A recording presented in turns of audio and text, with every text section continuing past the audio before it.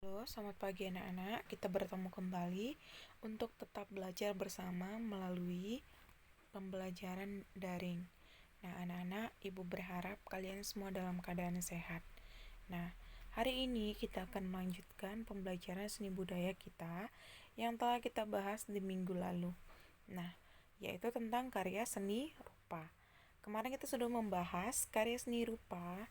Itu ada seni rupa terapan dan seni rupa murni. Nah, yang akan kita bahas pada hari ini yaitu seni rupa murni.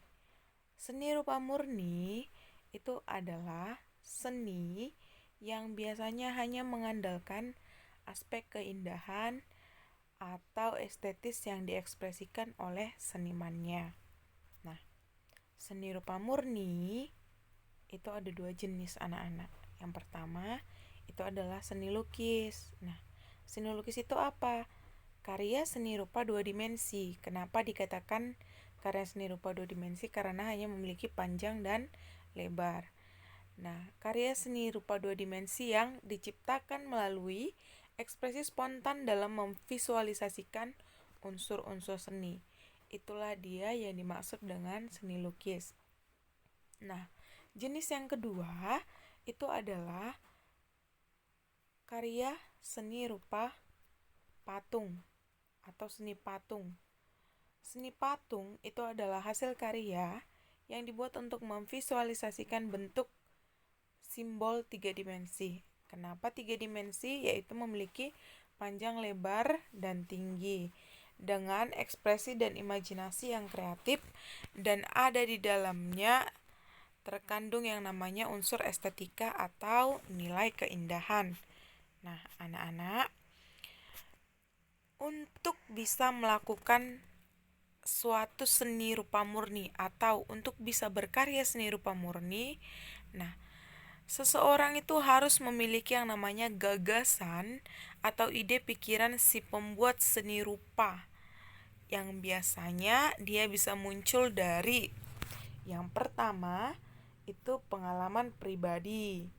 Kemudian pengalaman pribadi yang dia bisa timbul dengan cara membaca buku atau bahkan men-searching di internet atau mendengar cerita orang lain atau melihat objek secara langsung, dan yang terakhir itu bisa dengan cara membandingkan hasil karya seni rupa orang lain dengan berkunjung ke museum dan berbagai macam cara-cara lainnya untuk supaya kita bisa melakukan yang namanya karya seni rupa murni. Jadi yang pertama tadi intinya itu adalah kita harus memiliki yang namanya gagasan atau ide pikiran. Nah, anak-anak, kalau misalkan kita membuat yang namanya karya seni rupa, biasanya itu untuk seni rupa patung, nah ada dia alat bahan yang diperlukan. Kalau misalkan seni rupa patung ini alat bahannya yaitu butsir, meja, pahat, palu, cetakan, sendok adonan, bahan lunak. Bahan lunak ini dia bisa berupa tanah liat, plastisin, dan sabun. Nah, kalau misalkan dia berupa bahan keras, itu contohnya adalah kayu waru, kayu mahoni, kayu jati, atau batu-batu ringan, atau kayu yang sudah dalam bentuk batangan. Nah, itu dia diperlukan ketika kamu akan membuat yang namanya seni rupa patung. Nah, anak-anak, untuk bahan berkarya seni rupa lukis itu ada kuas, palet, pisau palet, alat pembersih kuas, easel, cat minyak atau cair, cat poster atau cat tekstil, atau cat akrilik atau berupa pasta. Nah, itu dia kalau misalkan untuk bahan seni rupa lukisan. Nah, kemudian anak-anak, ada di sini beberapa teknik pembuatan berkarya seni rupa lukis. Nah, teknik pembuatan seni rupa ini yaitu yang pertama, kamu harus melakukan sesuatu, yaitu memilih hasil karya yang akan kamu kerjakan. Tentukan apakah kamu akan membuat karya seni rupa patung ataukah lukisan. Nah, yang penting dia masih berhubungan dalam kategori nuansa mancanegara. Nah, kemudian yang kedua, itu siapkan bahan utama. Yang ketiga, siapkan peralatan yang dibutuhkan. Yang keempat, tuliskan hasil karya apa yang akan kamu olah. Contoh, patung manusia kah? Atau patung ayam kah? Atau lukisan ayam kah? Atau lukisan manusia? Dan lain-lain. Nah, jadi kamu bisa menentukan hasil karya yang akan kamu buat itu sesuai dengan ide atau gagasanmu.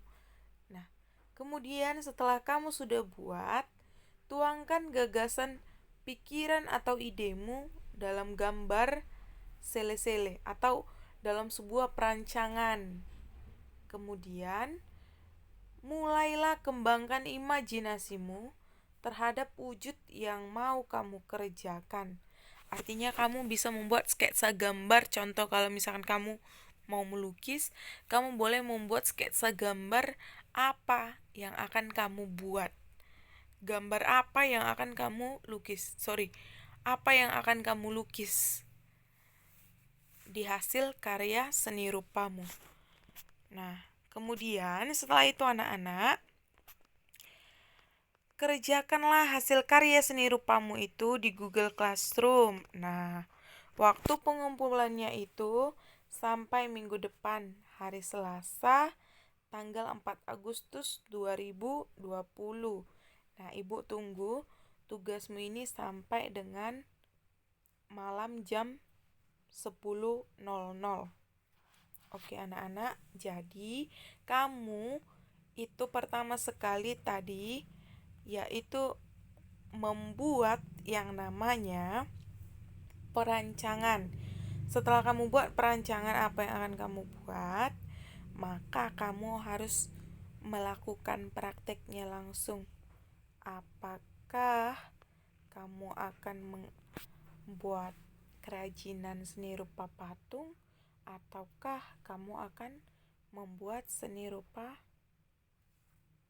lukis? Jadi